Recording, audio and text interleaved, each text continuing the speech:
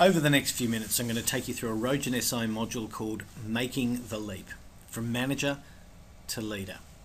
This module has a story we're going to tell, we're going to share some information, give you a couple of models to think about, and then give you some advice about how you can make the leap. What we know the purpose of leadership is to take the potential in a team and convert it into performance. Potential is really just a concept, but performance is something you can take to the bank. And there are essentially two channels you can take your team through to get there. The first is the world of the manager. The second, the world of the leader. So what we're going to have to do is have a look at those two different worlds and see how different they might be. Let's start with the manager. I've asked hundreds and hundreds of managers about what tasks they spend most of their time doing, where they end up investing a lot of their time. And these are the sorts of things they tell me they spend time doing.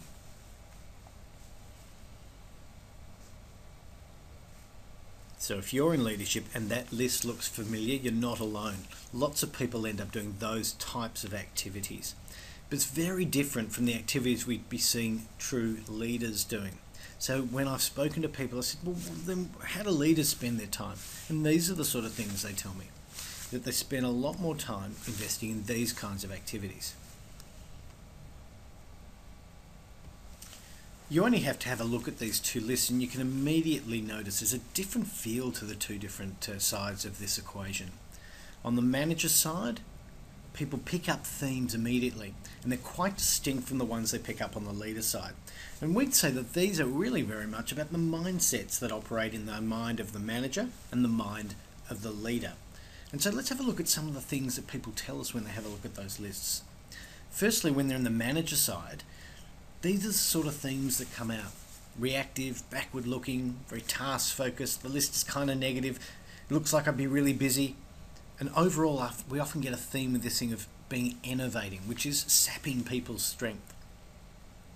Quite the opposite when we go to the leader side. Where on the leader side, people start saying that they feel it's more proactive, more forward-looking, more people-focused, more positive. They feel they're more in control. In fact, that they're feeling energized. So two very different styles, if you like, there. I think the big question, of course, is when I say to people, I say, so where would you want to spend your time? In which mode would you like to be in? It's really interesting to see what sort of results we get.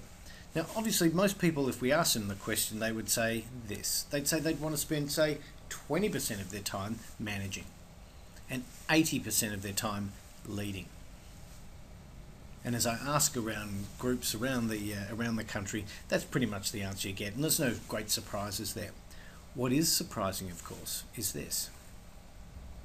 That when we talk to leaders about how much time they're actually spending leading versus managing, the results are very much the opposite. And so that sparks a real piece of interest for rogenSi is why when people say they'd like to be spending their time leading, why aren't they doing it? Why when people say they only want to spend, say, 1 day a week managing, are they spending the bulk of their time in manager mode? So we started asking people, what do you think the great barriers were? What are the things that are blocking you from leading rather than managing? And these are the sort of responses we got. I'll get you to read that list now.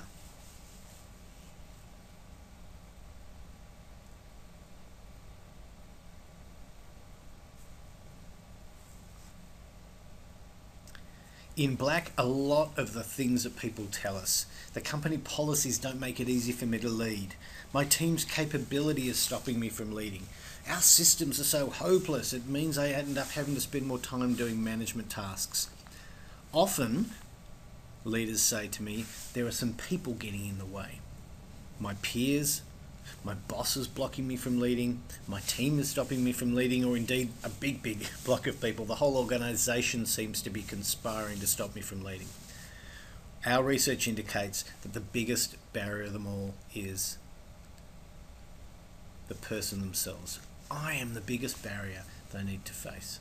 So if I'm going to get to make the leap from manager to leader, then there's some things I really need to do differently.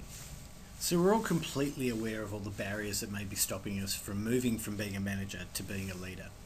Robert Dilt looked at this in a certain same light as well, which his view was that, in fact, to try and drive change in this, a lot of people will work on the environment, they'll do some work on the behaviours and the capability, but ultimately at the top of his pyramid of logical levels, it's our beliefs and our identity which really controls whether we're able to overcome the barriers that we would be facing if we want to make the shift from manager to leader. So in terms of trying to develop a stronger leadership identity, we know that it'll really help you make the leap. We know it'll help you because when there are tough decisions to be made about where you spend your time, how you respond to challenges, how you'll deal with issues, is that your identity will help serve you to do the right thing, make the tough decision, go where you're less comfortable, go where you want to be rather than where you already are.